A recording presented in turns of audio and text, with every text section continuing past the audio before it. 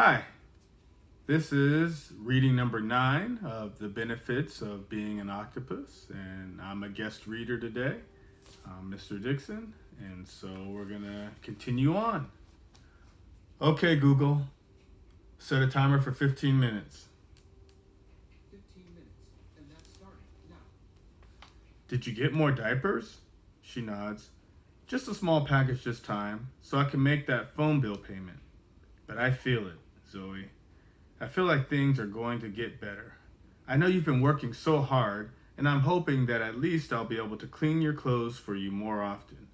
We're so close to being able to start saving for a functioning washing machine. It's like she's my old mom again. The old mom who would zero in on a project like a laser. The old mom who told jokes.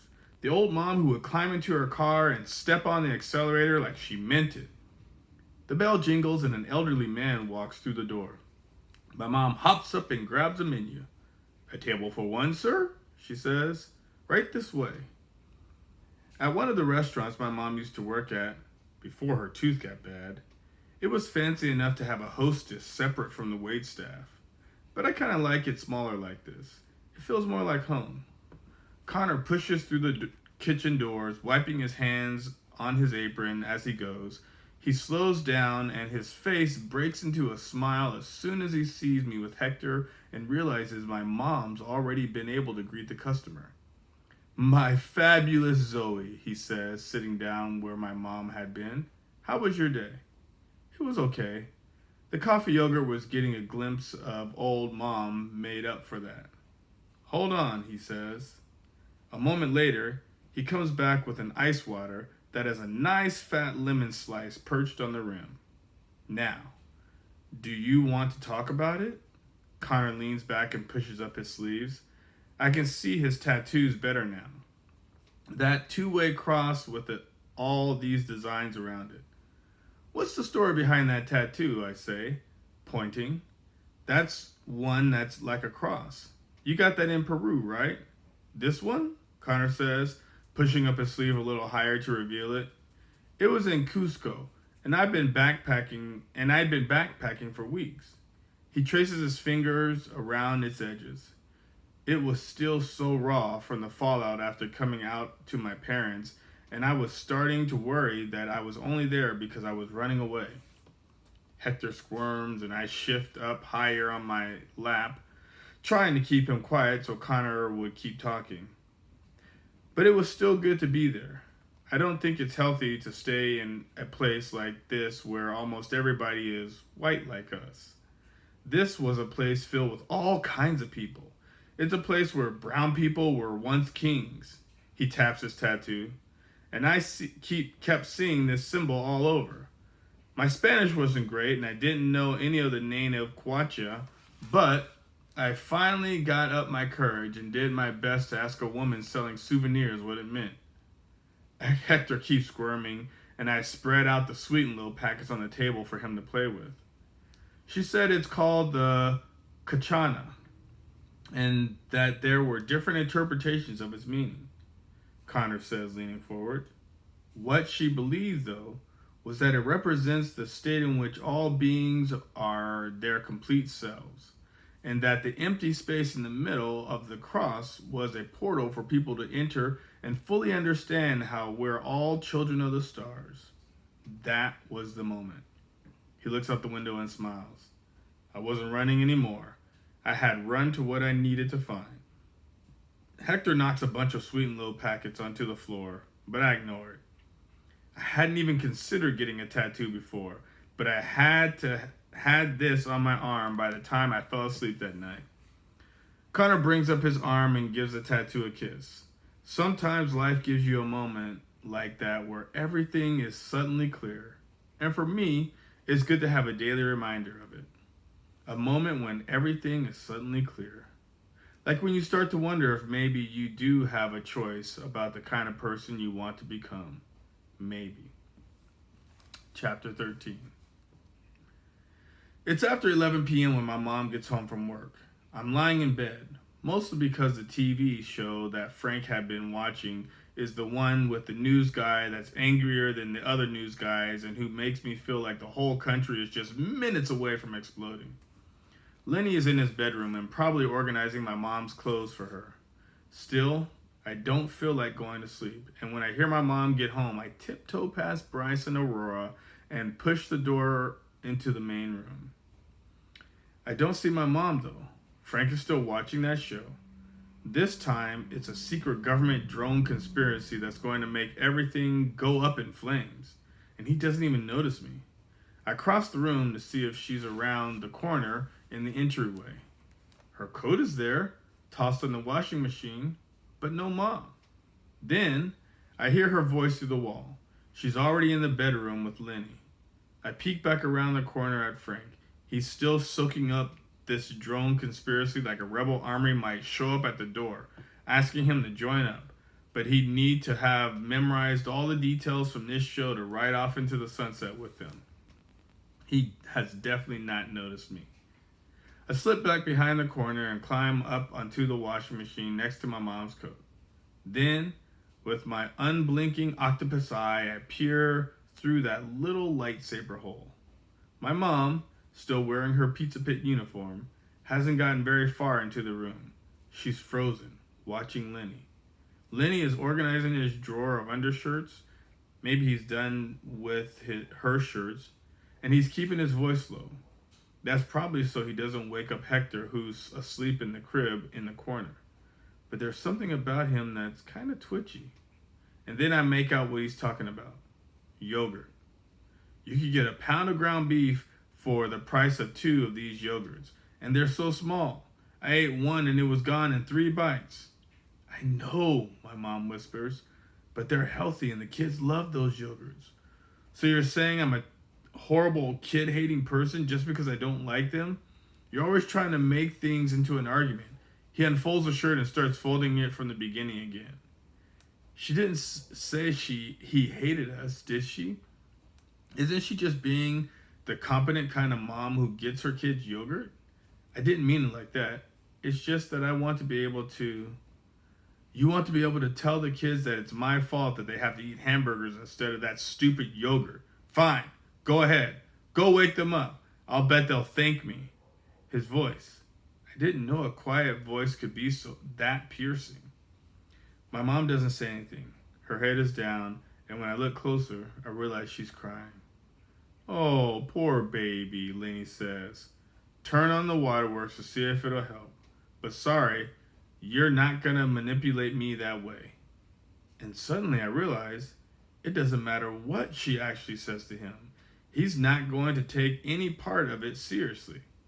My old mom was confident before, but it wasn't enough. Her confidence has been sucked out of her and she's been left bone dry. My mom still doesn't say anything in response. Her chest is heaving, but she doesn't make a sound. Lenny walks over to my mom like he's going to console her. He stops right next to her, his nose practically in her ear.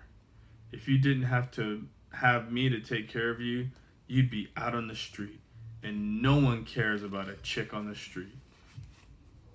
My mom is trying to get a hold of her breathing, like she's trying to say something. Oh, spare me the drama. You always have to have the last word, don't you, Lenny snaps. Well, sorry, I'm not going to stick around for it. You're such a joke. His words ring in my ear, but all I can see is my mom hunched over, trying desperately to calm down enough to say something. When she finally manages to, it comes out in a whisper. I know. Somewhere inside of me, I feel something crumble. Those 2 words are too much for me. But just then, Lenny heads for the door right next to where I am sitting on the washing machine. He can't see me here. I curl up closer to the wall, but there's hardly any need. He shoots out of the bedroom like it's a cannon, and a second later, he's already at the fridge. Quickly, I slip off the washing machine, and when his head is stuck in the fridge, I dart back across the room. He stands up just as I reach my bedroom door. What are you doing up? He snaps. It's like his voice from back in the bedroom is still kicking around. Had to go to the bathroom? I mumble. I quickly slide into the dark bedroom and close the door behind me. When I get into my room, I curl up on my mattress and I shut my eyes tight. Maybe I can just go to sleep. Maybe I can pretend everything's fine. Except that I know where my old mom went now. Lenny stuffed her into a box and locked it tight. I stare at the glow of the Mickey Mouse nightlight. It's been with us in all the gross apartments. It was even there in the months I'd like to forget when there was no apartment and all our stuff was in the back of a car. Lenny was supposed to make everything better. Because I was so sure that the most important thing was having a good, stable place to stay. I try to breathe in, out. Come on. Even when the oxygen levels drop, octopuses can still do it. In, out. I push up onto my fist and reach through the pile of stuff on the floor between my mattress and the wall. Finally, I pull out a black Sharpie. In the glow of the Mickey Mouse nightlight, I make my way across the room and slip behind the curtain to stand against the window, where the glow is coming into instead from the next door neighbor's porch light. And there, I tug my shirt aside to reveal my shoulder, and I start drawing. My very own octopus tattoo, with strong tentacles lined with suckers and an unblinking eye that stares everyone else down. Because this is my moment when everything is suddenly clear. I'm not going to be like my mom. I'm not going to let anybody mess with me. When an octopus sends up its spray of ink, it means business. It's going to throw off that predator, and then it's going to escape. And nobody's a better escape artist than an octopus. Chapter 14. When I get to the Pizza Hut on Thursday afternoon, Hector is being held by Connor and getting cooed at the table by a table of old ladies. Even though I'm here on a mission, it seems wrong to take Hector away from them, so I take a seat at the usual employee table and listen as they call him Mr. Handsome Pants, and he squeals in happiness. When Connor finally brings Hector over to where I'm sitting, the old ladies are still playing peekaboo with him over Connor's shoulder. "When did you get here?" Connor asks as he slides in across from me. "Did the bell at the door even ring? I must be losing the hosting touch if I missed that completely." Connor hands Hector to me as Hector lets out a cackle of glee. I glance over at the old ladies and see one of them reappearing from behind a napkin. I bite back a smile and turn to Connor. You were pretty well occupied." "All right, so what do you think?" Connor says. "You're in Siberia by yourself, but you can listen to all of your favorite music. Or you're in a mosh pit at a concert where they keep playing your most hated song over and over again." "Easy," I say. "Siberia. What if it's for 10 years? "Still easy," I say. "We're talking about the Barbie Girl song that plays every time Lenny gets to the part in his video game where the booby lady comes out. Nothing would get me close to the mosh pit." Connor surveys me with his finger to his lips like he now has to send all his mosh pit extras home. Fair enough. I glance towards the kitchen doors. What's my mom doing? She decided we needed to do an extra scrub down of the bay where we make the salads, so she's tackling that. "Do you know what her work schedule is like for the next week?" I ask. Connor nods. "Same as mine. Monday, Tuesday, Wednesday, Thursday, Saturday." I exhale. How am I going to make this work? "What's up, Connor? What are you thinking about?" I shake my head. It's stupid. Connor leans forward and points his finger at me until it almost touches my nose. "You're not stupid. So whatever you're thinking about, it can't be stupid.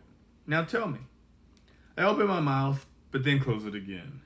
Did I really think the after-school debate club could be my ticket out? How am I going to escape? How am I going to be an escape artist octopus if I can't even say it out loud? I take a deep breath. It was an after-school activity. And if your mom's at work, you can't do it. There's a teacher at school who will drive me to Bryce and Aurora's bus stop, but that doesn't help me pick up Hector. But that's just 15 minutes. It's 20 or 25 minutes if you count the time it takes me to get Bryce and Aurora off the bus and walk back here with them. Okay, so it's 25 minutes, Connor says. Still. I shake my head. Well, it's not like Ricky's going to let my mom move her whole shift back 25 minutes just for some stupid after school activity. No, Connor says. But I could watch Hector until you get here for free, he adds. But why would you? Because the more you call this after school activity stupid, the more I think it's required for you to do. What days does it meet? I I study the shaker of red pepper flakes every day except Tuesday. I say, the teacher is kind of intense. Okay, Google, stop. And that takes us to the top of page 112. We will see you next time.